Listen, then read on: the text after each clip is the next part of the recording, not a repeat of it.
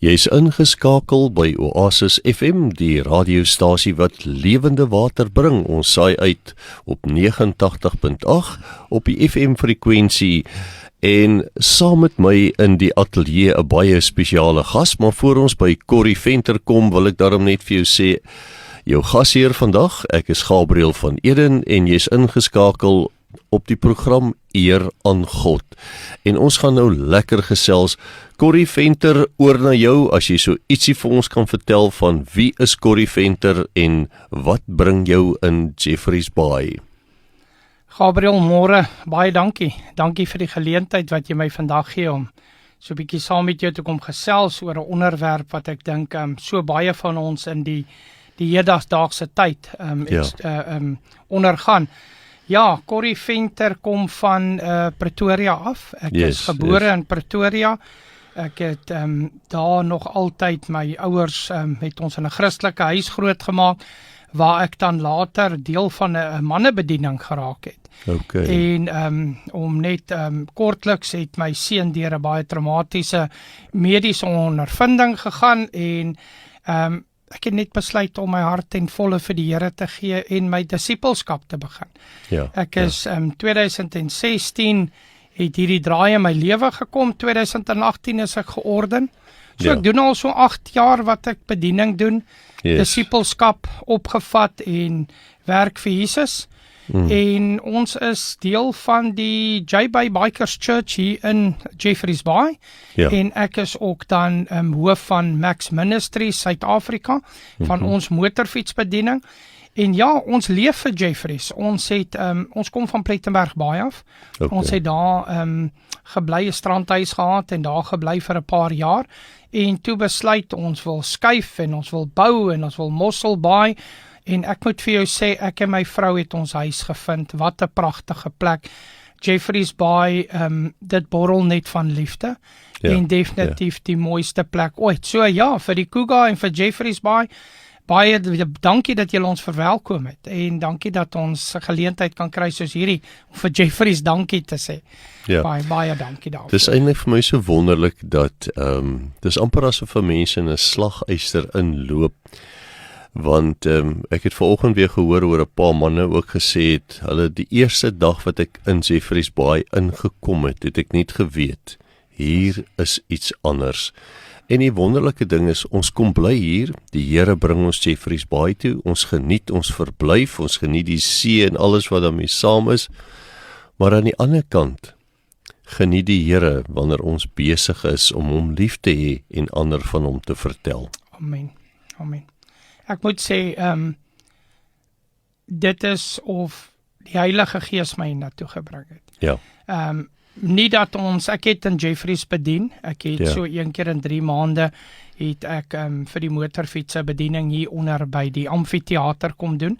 So ek was bekend met Jeffreys en in Forneel ook, maar dis of die Heilige Gees ons planne net geskuif het. En ek glo daar was 'n rede daarvoor. Ons het 'n kerk begin in Paradise Beach by die amfitheater, het ons skoongemaak en ons bedien van daar af. En ek is ook een van die stigters van daai kerkie daarso. Ons is 3 leraars wat daar bedien. En ja, ek moet vir jou sê, daar's 'n rede hoekom ek hier is. Daar's 'n rede. Jesus het my net toe gebring.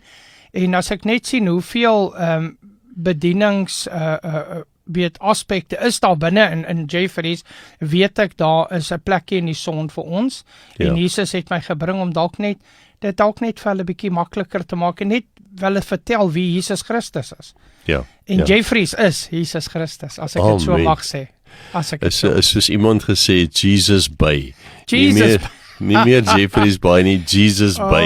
Amen, dit is pragtig gesê. Dit is pragtig gesê. En dis net so ietsie anders, jy weet, en vir my, wanneer mense nou vakansiegangers ontmoet, selfs mense wat vir die eerste keer op Jeffreys Bay is, het hulle hierdie ding wat hulle vir jou wil sê, iets voel net anders. Ek kry net hierdie gevoel, hier is iets anders. En het julle dit ook maar so beleef, Corrie? Definitely. Gabriel, ek moet vir jou sê, Ek sal nooit vergeet, ek het die plek waar ons gebou het, ek het die erf gekoop en my vrou het letterlik eers 'n maand en 'n half later het sy die erf kom sien. Sy het hom actually het ek vir haar op 'n video gewys hoe hy lyk en ek sal nooit vergeet toe ek daar kom en ek vat haar na die erf toe en sy sien weet hoe dit is en waar ons gelees, het sy net begin huil.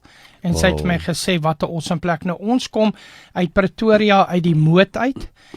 Die Moot is baie dieselfde as Jeffreys. Daar's alle vlakte van inkomste. En ek moet vir jou sê, die hart van Jeffreys. As jy hier kom experience het, jy moet partymal in ander plekke wees vir 'n jaar of 2 voordat jy weet die hart van die plek sien. Jeffreys experience jy die eerste keer wat jy net in die dorp kom en die mense sien, mense wat jou groet en Afrikaans wat so sterk is in Jeffreys Bay. En ek sê nie dit van ons blanke nie, maar ons nie blanke is. Hulle self, hulle is so sterk in die woord. Ons het weer die naweek uitreiking gehad in Pelsrus en dit maak dit net so lekker dat daar's nie 'n denominasie in Jeffreys nie. Ons almal kom net oor die weg met mekaar. Ek weet, predikante, pastore en mense wat in voltydse bediening is, vat hande. Vertel ons bietjie van die Ministers Fraternal en hoe werk dit in Jeffreys Bay? Ja, ek is baie geëerd. Oasis gemeente bestuur dit vir ons, of hulle sit die tyd uit en die plek uit vir ons daar. En ek is nou so 2,5 jaar deel, ons noem dit die Cougar Fraternal. En dit is leraars reg oor deur die dorp, van verskillende gemeentes, pastore, dominees en ons almal kom net by mekaar 1 keer 'n maand. En vanoggend in die manne bediening waar ons net gesê het, ons moet weer we need to get the joy back. En partymal vergeet 'n ou hoeveel werk gaan daarin en hoeveel gee 'n leraar uit sy eie uit. En hoeveel bring hy tot die tafel. Jy dink 'n leraar is net daar Sondag, maar dit is nie. Sondag is actually ons afsluiting vir die week. Dis die werk wat ons in die week doen. En Cougar Fraternal doen dit. Dit bring ons by mekaar om net so bietjie met mekaar te gesels en net so bietjie met mekaar te deel. Waardeur gaan jy? Wat is jou hoogtepunte, jou laagtepunte? En ek dink dan die grootste ding van Cougar Fraternal, eerstens daar's altyd lekker kos, so ek kan nie daaroor nie, ons wou nie oor die kos nie, maar ek dink dis die inspirerende boodskap, wat jy daarna 1 uur en 'n half kry jy soveel sielskos, jy sommer lus om weer uit te gaan en net weer te besef wat jou disippelskap vir jou beteken. Ja, vir ons ouens wat nou al lank in die omgewing is, ons praat van die Cougar. Die Cougar. Cougar, en ek hoor jy noem dit die Cougar. Cougar. So, ons het hom maar so oor die jare leer ken as die Cougar, die Cougar area. En dis eintlik 'n besondere area as mense gaan kyk van Port Elizabeth af Stormsrivier se kant toe. Hoeveel is hier net nie rondom die see nie, en dan so uur se ry hier vanaf binneland toe, dan eindig jy in die Baviaans en dit is net so 'n pragtige natuur area waar mense jou vreeslik kan geniet. Nou kom ons praat bietjie oor ons onderwerp vandag. Ons gaan gesels oor misverstande. Waar kom misverstande vandaan? Hoekom is daar 'n ding soos 'n misverstand? En wat is die vyand se plan met 'n misverstand? Gabriel, ek het misverstand, ek wil eintlik die kernwoord hierso is misverstand is definitief kommunikasie. En hoekom ek kommunikasie sê as ons kernwoord is, dit ontstaan deur te min kommunikasie. En al hoe ons 'n misverstand kan regmaak is met deur kommunikasie. Maar ek het vir ons bietjie woord gebring vandag. Maak nie saak hoe ons misverstand hanteer nie. Dit gaan met die hart wat ons dit gaan die oplossing vind. En eerstens liefde. Daar's niks wat liefde nie kan oorwin nie. Liefde oorwin en oorheers alles. En ek dink as ons elke saak en elke misverstand waar ons in betree, as ons dit net met die gesindheid van 'n versoening en 'n vergewingshart kan doen, dan dink ek ons klaar halfpad, ons het klaar gewen. Nou, ek wil graag my woord vandag is Matteus 5 vers 23 en 24 en die woord sê vir ons, as jy dus jou gawe na die altaar toe bring, en dit jou daar byval dat jou broer iets teen jou het, laat staan jou gawe daar by die altaar, en gaan maak eers vrede met jou broer, en kom dan, en bring jou gawe. Die woord sê uitdruklik vir ons sê, gaan reël en kyk en kry jou misverstande agter die rug. Pak die bil by die horings, dis wat ek wil sê, gaan pak die bil by die horings. Ja, ons as mense is nie lief vir konfrontasie nie, en jy sal sommer baie keer, ek dink dit seker al in jou lewe ook gebeur, Corrie, wat 'n man, of dalk 'n dame ook vir jou reguit sê, ek hou niks van konfrontasie nie, ek wil niks daarmee te doen hê nie. Maar nou sit ons in 'n situasie waar daar 'n misverstand plaasgevind het. Wat ek in my eie lewe ook al geleer het, daar was nie 'n gebrek aan kommunikasie nie. Ons het mekaar net verkeerd gehoor en verkeerd verstaan. So nou stap hierdie twee mense weg van mekaar af, daar is gekommunikeer, maar jy het my nie reg gehoor nie, jy het nie my hart reg gehoor nie. Nou dryf twee, kom ons praat van twee broers, selfe pappa en mamma, uit dieselfde huis, nou is daar 'n misverstand en hulle het besluit, nou stap ons weg van mekaar af. En dis waar goddelike konfrontasie eintlik moet inkom. En net soos die skrif wat jy nou gelees het, daar is 'n mate van konfrontasie, want wanneer jy jou gawe of jou, kom ons noem dit nou maar jou offergawe na die altaar toe wil bring, dan sê die Here vir ons duidelik in sy woord, maar hy konfronteer ons, hy sê, indien jy 'n probleem met 'n broer of 'n suster het, gaan maak eers reg, en dan kom jy terug en bring jou offergawe. Nou dit is konfrontasie, want uit die woord van God word ons gekorrigeer, en konfrontasie en korreksie, of correction, die Engelse woord, pas eintlik baie na aan mekaar. En soos wat jy ook genoem het, as ons die hart vir liefde het vir ons broers en susters, sal ons bereid wees om te gaan en te gaan sê, ek is jammer, ek was verkeerd, ek het jou verkeerd verstaan, en dan op daardie ek het jou verkeerd verstaan, begin jy dan 'n lewe leef wat botsende belange het wat onnodig is. Gabriel, dis definitief so, partymal wil ons net nie daai persoon gaan sien nie. Partymal voel ons dat daai persoon was ekskuus tog, die verkeerde persoon. Ja. En hy of sy was verkeerd. Hy was sy verkeerd, want ons is partymal te vol van onsself. En ons dink partymal ons kan nie 'n fout maak nie. En partymal dink ek wens kon sulke goed so 'n situasie net opgeneem het, en dat jy in jou stilte tyd dit weer kon luister en net kon sien, maar ek het gefouteer hierso. Die manier hoe ek het gesê het, baie keer sê jy 'n ding nie verkeerd nie, jou stemtoon is verkeerd. Jou stemtoon is verkeerd. Jou lyftaal, hoe jy 'n ding hanteer, en jy dink nie jy het iets fout gemaak nie. En dis hoekom ek terugkom na liefde toe. Want as jy liefde in jou hart het, gaan jy na daai persoon toe gaan en sê, weet jy, ek kan nie sien wat ek fout gedoen het nie. As ek het, kan ek en jy daaroor praat. En 'n ding wat jy gedink het 'n muggie van 'n muurshoop maak, of 'n muurshoop van 'n muggie maak, was eintlik nie so groot nie. Dit was absoluut net wat die woord sê, dit was 'n misverstand gewees. En wat op sy beurt dan weer konflik veroorsaak. Ja, as ek nou dink aan 'n muurshoop, dis 'n geleidelike proses, en dis hoekom 'n mens so mooi moet kyk na jou gedagtepatroon en waarop mediteer jy. Want as jy nou op hierdie ongeregtigheid wat sogenaamd aan jou gedoen is, mediteer, dan maak jy van die ding 'n muurshoop en kry klaar daarmee. Ek dink sommer terwyl ons ook gepraat het oor konfrontasie, een van die belangrikste en die grootste konfrontasies vir my was tussen Jesus en Petrus. Op die stadium kom die mense en die soldate en hulle wil Jesus gevange neem om hom te gaan kruisig. En hier spring Petrus tussen beide en hy sê, nee, daar's nie 'n manier nie, julle gaan nie my Jesus kruisig nie. En toe gryp Jesus in en hy sê vir hom, die Engels klink vir my so sterk wat hy sê, get behind me, Satan.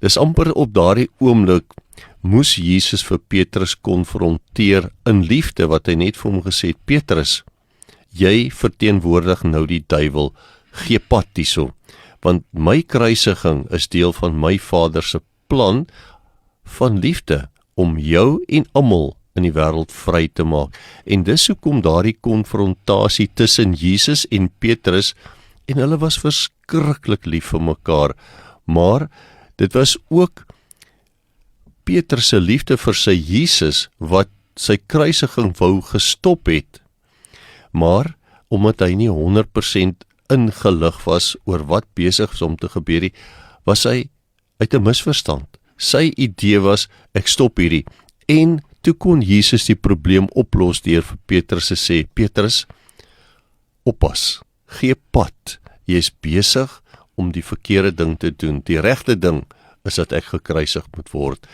En dit is vir my een van die kosbaarste voorbeelde van 'n misverstand, en dan ook kosbare liefdevolle konfrontasie. Ja, ek moet vir jou sê, as jy van Petrus praat, as ek my disipel mag kies, is dit my disipel. En ons in die motorfietswêreld en die motorfietsbediening het altyd hierdie woorde wat ons sê in Engels, dat we are the most unlikely crowd. Ja. En Petrus hy was maar net daai disipel. Ja. Het hy mal opgetree voor hy gedink het. En Ja. Ek dink in die sin van hoe ons dinge sien en hoe ons mense wil beskerm. En even deur mense te beskerm, baie keer gaan 'n mens in 'n defense mode ingaan en jy gaan intree, en jy gaan nie weet waaroor die konflik nie. Jou intrede gaan actually meer konflik veroorsaak. Ja. En ek dink dis waar dit inkom, partymal met grysheid kom wysheid, en partymal moet jy net te wag voor jou mond sit en net sê, weet jy wat? Kom ek bly net stil, kom ek kyk net eers, want miskien het ek nie die hele storie nie. Ons is baie keer te praat, ons as kinders van die Here leef van oorwinning tot oorwinning. Ons hou van die oorwinning gedeelte, maar wat moes gebeur? Daar moes 'n situasie kom om 'n oorwinning te kan kry. Ons hou van, ek beweeg in my lewe, in my verhouding met die Here, van oorwinning tot oorwinning, maar vir 'n oorwinning moes daar 'n krisis, 'n situasie wees, wat ons met die hulp en die krag van die Heilige Gees kon oorwin, en nou is ons 'n oorwinnaar in Christus. Amen, definitely, amen, ons moet op amen sê. Die een van die goed wat ek graag ook wil bylaas, mense wat wil ongemaklikheid en onmin saai, die derde persoon is so vinnig om aan te gaan met so iets. As hy sien daar's misverstand tussen twee partye en hy wil homself indring in daai verhouding in. Yes. En baie keer is dit die derde persoon wat dinge aanwakker. En as jy nie tot daai besluit en daai kom dat jy daai persoon moet gaan sien en dit gaan konfronteer, gaan 'n derde persoon dit aanjaag en hy gaan dit erger maak. En soos ons almal weet, 'n storie het 3 kante, dis myne, joune en die waarheid. Ja. En ek dink nie ons moet dit vergeet nie. Moenie toelaat dat die duiwel sy hand daarin kry.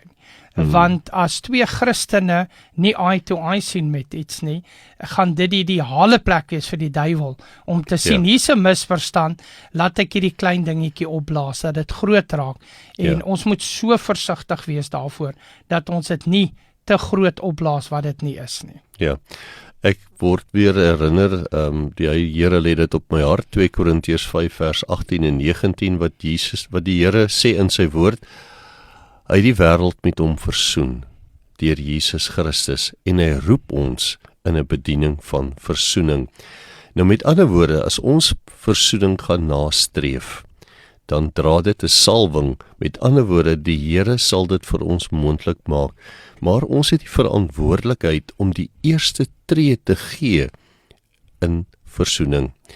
En dan, as ek terugdink aan Johannes 13, is ek nou nie 100% nie, maar Johannes 13 dink ek wat sê, hoe gaan die wêreld weet dat julle my kinders is, as Jesus wat praat, hy sê, aan julle liefde vir mekaar. Hoe gaan die wêreld weet dat julle my disippels is, aan julle liefde vir mekaar?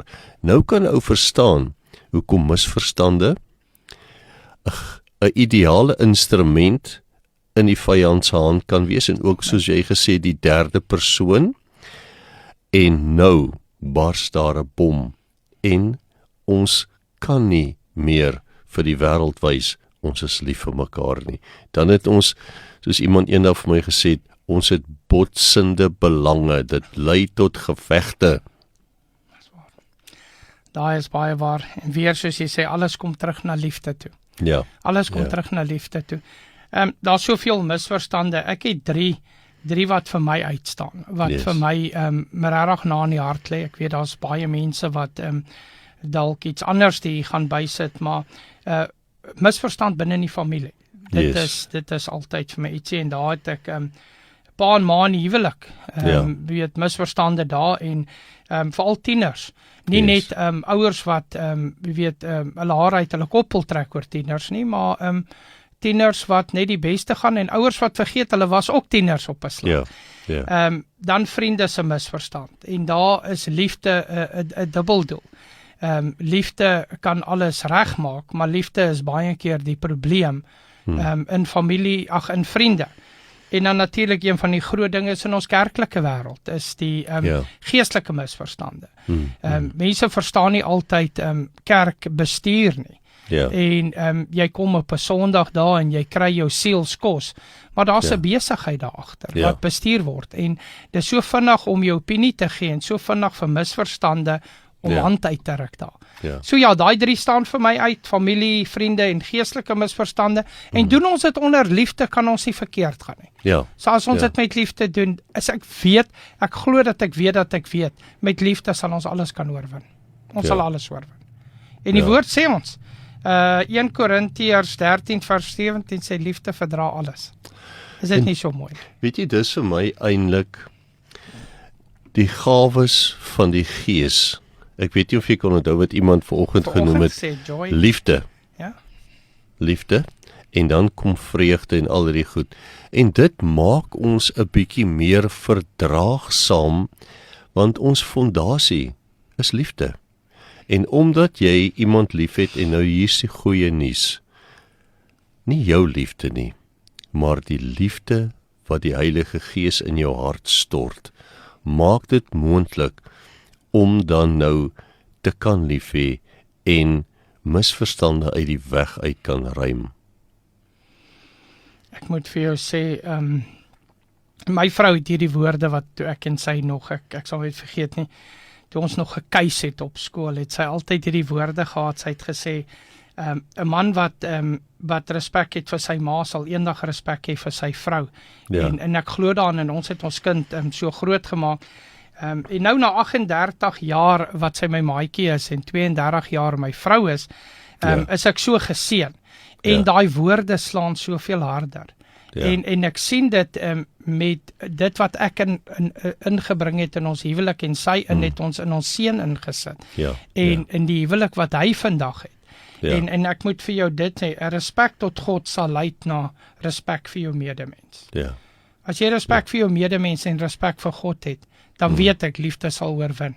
En jy sal daai misverstande. Ek wil tog net vir ons iets lees, en ons moet verstaan dat onopgeloste misverstande is nie Bybels nie.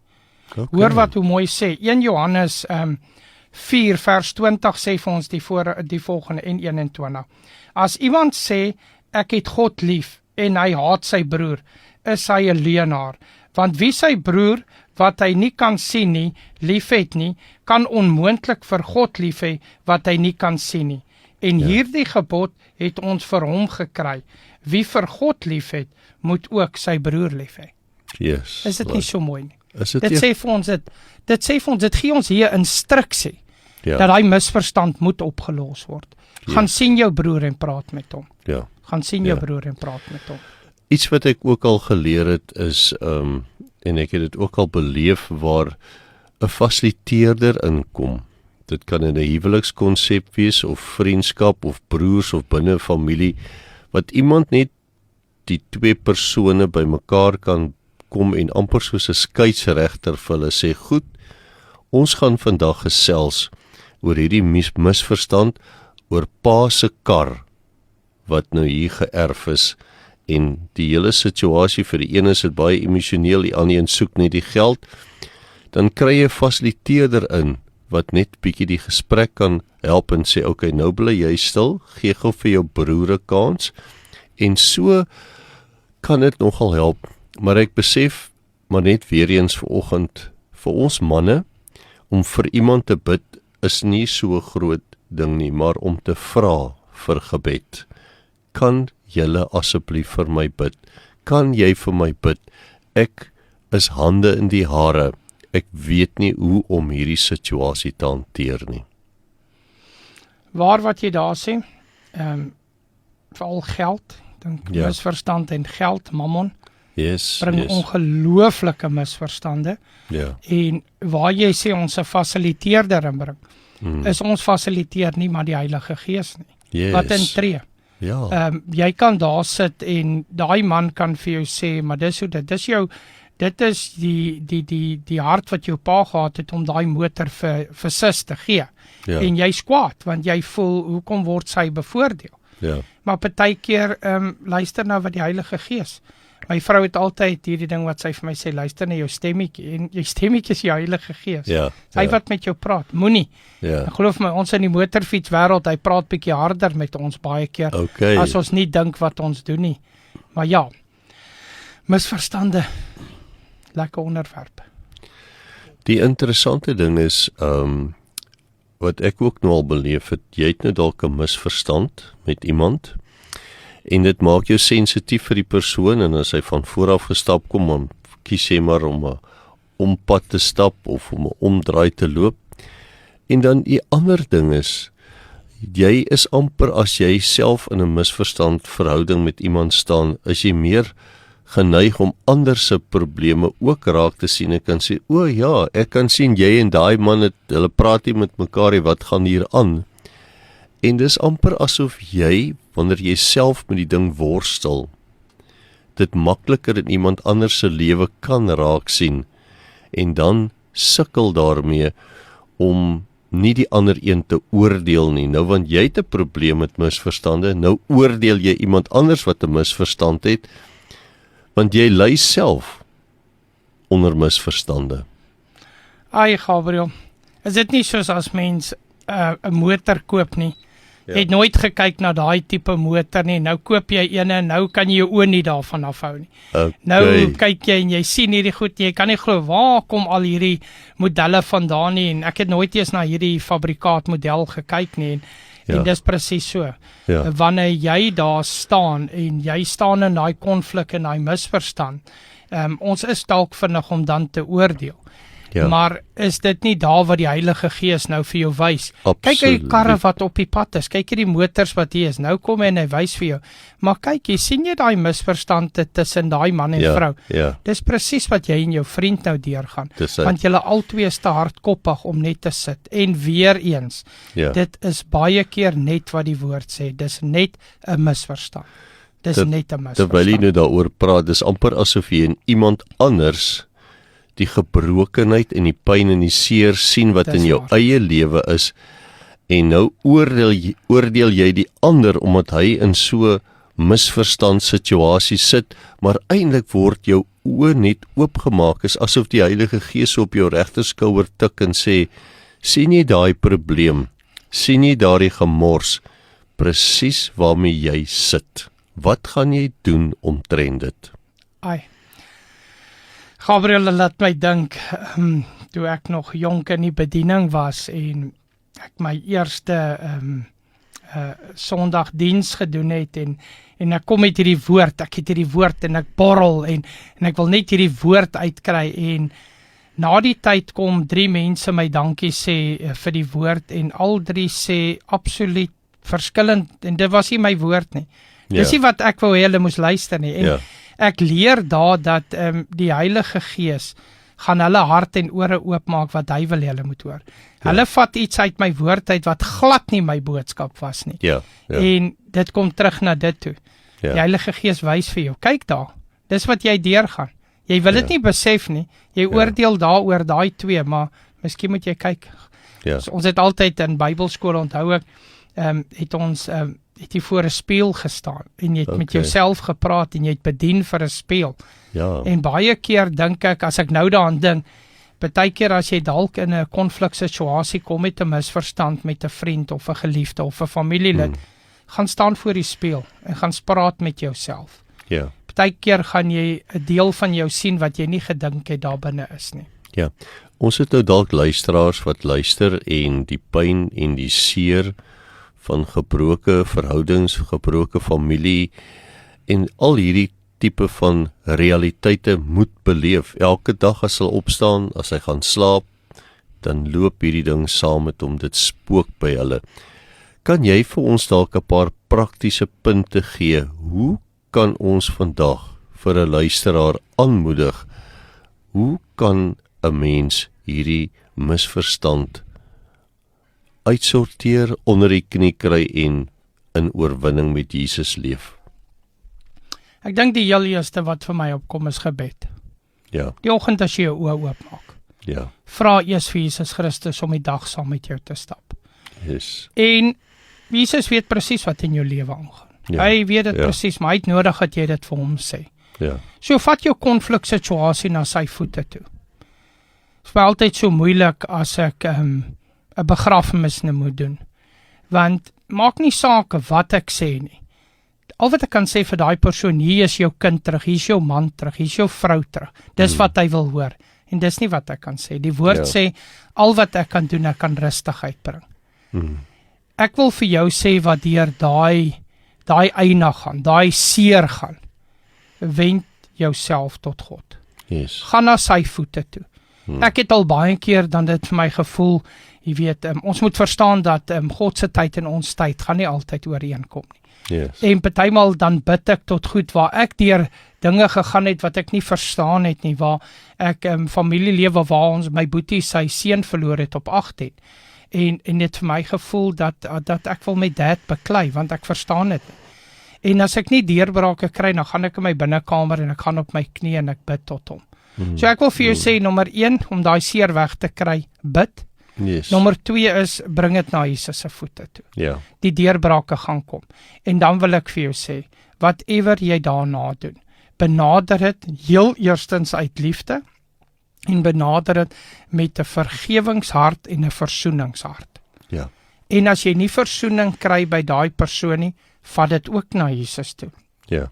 Jesus sê, as die persoon nie wil luister nie, gaan praat met hom. As hy nie wil luister, vat jou broer saam en gaan praat met hom.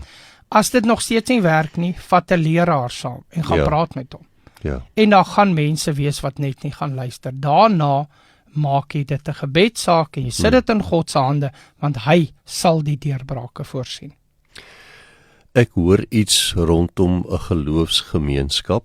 So as jy jouself dalk geïsoleer het, daar dalk iets gebeur in die kerk, in 'n klein groep situasie, daar het 'n misverstand ontstaan. Dis vir my so mooi as mense sê daar het 'n misverstand ontstaan. En ek sien sommer die ou duiwel, die mensemoordenaar. Hy moet die bron wees van 'n misverstand en dan kan ons na die tyd sê daar het 'n misverstand ontstaan. Dis amper asof hy gemaak is en of hy geskep is. En ek voel in my eie hart net om te deel vandag dat 'n geloofsgemeenskap, 'n kerk, 'n groep manne, ek dink sommer aan vanoggend se samekoms wat ons gehad het, waar manne oop en eerlik met mekaar kan praat en net kan sê, Here, ek wil net hierdie op die tafel sit vandag. Hier is 'n situasie. Ek het hulp, ek het ondersteuning nodig en ek het gebed nodig. As ek iets kan vat na vanoggend se dit was net 'n manne koffie geweest. Ja. Dis ons mannebediening wat eintlik al gesluit het vir die jaar en ons het net besluit ons het nog koffie en sielskos nodig. Ja. En vanoggend as kies tog weer by mekaar gekom en net weer eens besef dat ek is op 'n goeie plek op die oomblik. Dit gaan baie goed met my huwelik, my geestelike lewe, my finansies. Ja. Maar my buurman dalk nie.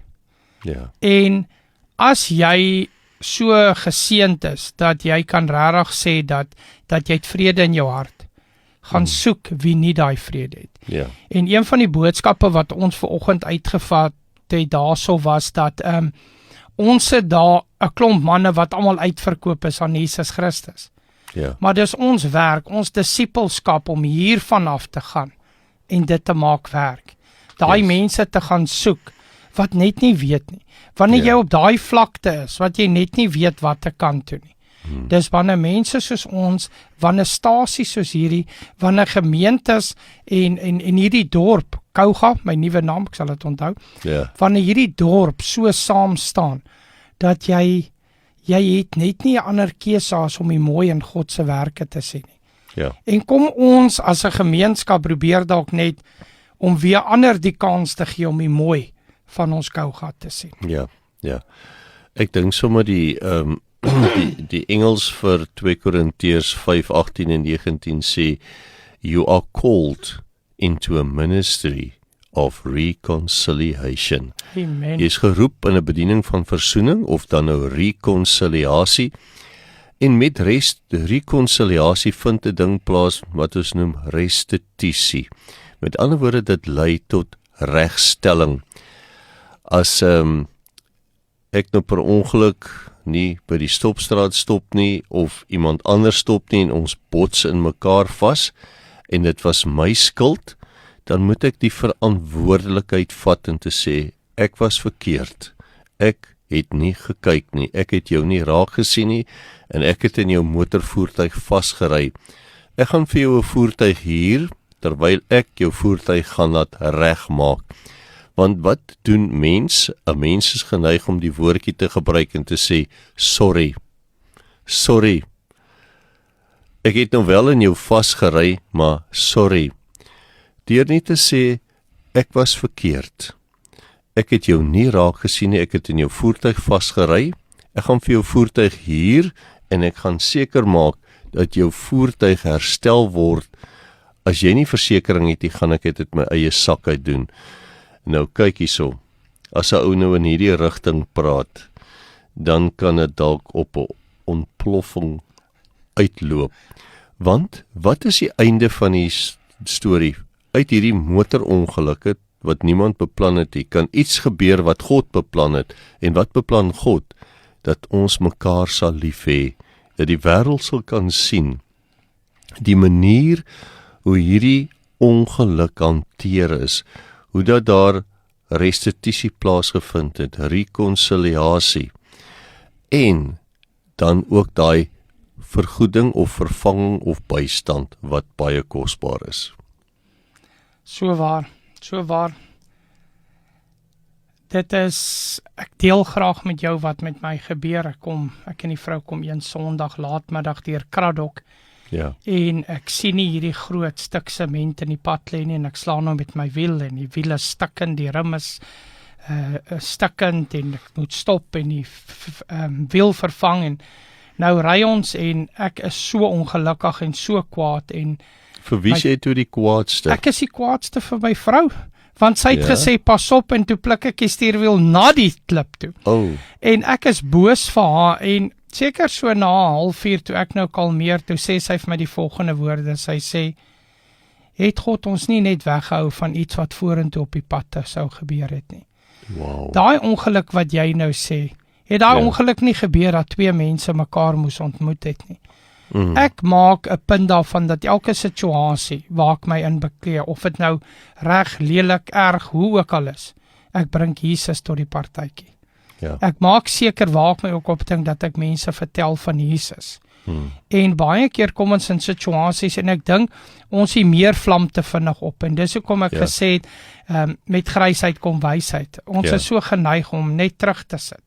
Maar when life happens, wanneer mans en vrouens deur taai tye gaan, dis mal by die huis en dis die mekaar en so ongeluk gebeur, dan vergeet jy partymal jou menswees.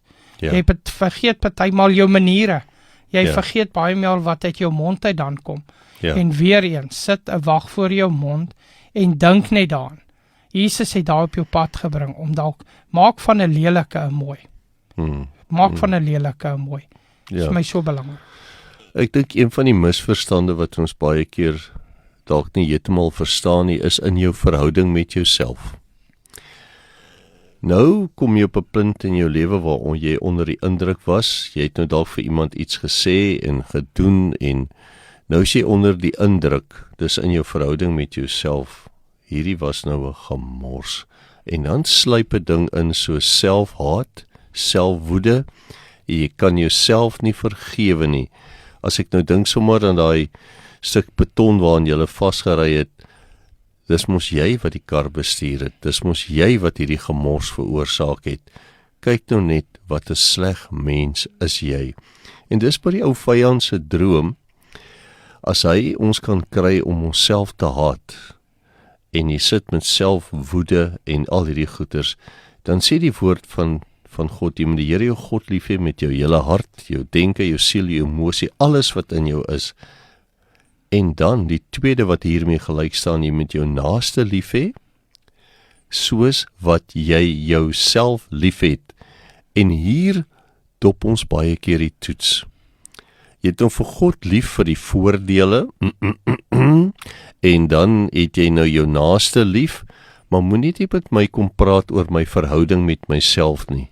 Jy ken my nie so goed soos ek my ken nie. En een man het eendag vir my gesê, ek is hard op myself. Partymal as ons as mans te hard op onsself. Yes. Ek dink dis hoekom Jesus vir ons die vroulike figuur gegee het om daai sagtheid te bring. Ja. Die gasspreker Greta Witt het die woorde wat sy sê, 10 mans sit om 'n vuur en hulle kyk vir die vlamme en hulle praat met mekaar, maar nie een sê 'n woord nie. En is dit nie so nie? Ons is, en weet jy wat, Gabriel, wat vir my so uniek is, ek sien as ons manne saam is, Ja. hoe deel ons harte met mekaar, waar daar is van hulle wat eers moet ontdooi, maar voor die vrouens wil ons nie praat nie. Ja. En ek dink, dit is waar Jesus gekom het en hy die vrou in ons hart gegee om ons 'n sagte hart te gee. En as ons dit deur liefde hanteer, gaan dit soveel makliker wees, maar die feit bly staan is, jy binne in jouself. Ja. Jy moet as jy nie vir jouself lief is nie, gaan jy nie vir ander mense lief wees nie. Ja. As jy nie vir jouself kan vergewingsgesindheid uit nie, hoe gaan jy dit vir ander gee? Ja. En jy moet onthou, ek het hierdie woorde wat ek sê in my bediening, 'n pa maak 'n seun groot en hy leer hom die regte dinge, en soos ek vroeër gesê dat 'n man wat respek het vir sy ma sal respek, of vir sy ma sal respek hê vir sy vrou. En ek sê altyd vir 'n pa, maak seker jy maak jou seun so groot dat hy eendag respek het vir sy eie vrou. Maar belangriker as dit, wys vir jou dogter die man wat jy is. Ja. Want as jy 'n man is wat nie liefde in jou hart het nie, wat haat in jou hart het, gaan jy dit oorgee aan haar. As jy 'n man is wat aan jou vrou slaan, as jy 'n man is wat jou vrou afknou, gaan sy okay daar wees om eendag so 'n man te vat wat haar afknou. Ja. En niks is vir jou dogter goed genoeg as die beste nie. Ja. So, ja, presies reg wat jy daar sê. Partykeer moet ons self ondersoek doen. Ja. Partymal moet ons net diep in onsself gaan en sê, weet jy wat? Is tyd nou 'n bietjie af te kom. Toe jy nou praat so van respek vir jou vrou, dis dit net asof die Heilige Gees dit in my hart lê dat respek is 'n produk van liefde. Van liefde. Wanneer jy jou vrou liefhet, wanneer jy jou seun of jou dogter liefhet en jy het respek vir hulle, dan kom dit amper van selfsprekend, want dis vir my amper asof die liefdesverhouding die fondasie vir die respek is. True, baie waar. Ja. Baie waar. Liefde is vir my baie belangrik. Ja. Ek was by 'n begrafnis 'n wyle terug in Plettenberg Baai en die leraar daar praat van geloof, hoop en liefde. En hy sê partymal moet ons net buite die venster gaan staan en terugkyk. En ons geloof, hoop en liefde moet ons sien as liefde, hoop en geloof. En ek bly terug daarna. Nie net as liefde die woord wat die meeste gebruik word in die Bybel nie. Ja. Maar as ek net dink aan hierdie geselsie vanoggend, daar's niks wat liefde nie kan uitsort nie. Niks nie. Ja. Liefde in ons hart, liefde aan ons medemens en 'n liefdegesindheid gaan enige konflik net wegjaag. Vanuit jou ondervinding en rondom misverstande, Kan jy net vir ons weer so stadig deurgaan dat ons luisteraars vandag hoop gee, deur te kan sê, dis die stappe min of meer wat jy kan volg, en net mense motiveer om te sê, dit is moontlik. Van my kant af, dink ek moet ons net heel eerstens besef wat die woord vir ons sê. Ja, As ons by die altaar kom ons sit ons pakkie neer, en kom ons stap, en ons gaan kyk daai probleme wat daar was, die misverstande wat daar was. Gaan konfronteer daai persoon. ja, Gaan na hom toe en maar hom of haar en praat met haar. Maar ek dink voor jy dit doen, gaan kry jy selfondersoek vir jouself. yes, Gaan praat met jouself. ja, Gaan doen selfondersoek om seker te maak jy was nie die fout nie. ja, En dan humbleness. Humbleness goes a long way. ja, Moenie ingaan guns blazing nie, moenie dit doen nie. ja, Gaan met 'n hart van liefde, gaan praat met daai persoon.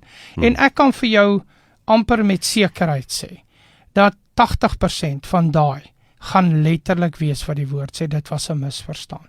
ja, Jou lyfstaal, jou optrede, jou gesindheid, jou manier van praat, het iemand offend.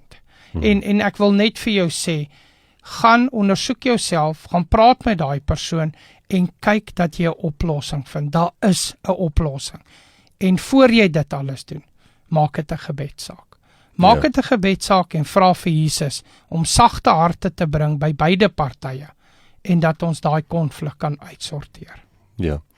Ek dink aan 'n vriend van my, hy en 'n kollega het afgespreek om mekaar te vind op die N2 tussen Port Elizabeth en Jeffreys Bay. Maar dit was voor die selfoon-era, en hulle besluit toe goed, ons kry mekaar 11 uur onder hierdie spesifieke brug op pad Port Elizabeth toe, en soos hy nou gekom het van Port Elizabeth of Jeffreys Bay toe. Maar toe sit hulle vir mekaar en wag, 'n uur en 'n half, maar die twee brûe is 2 kilometer uit mekaar uit.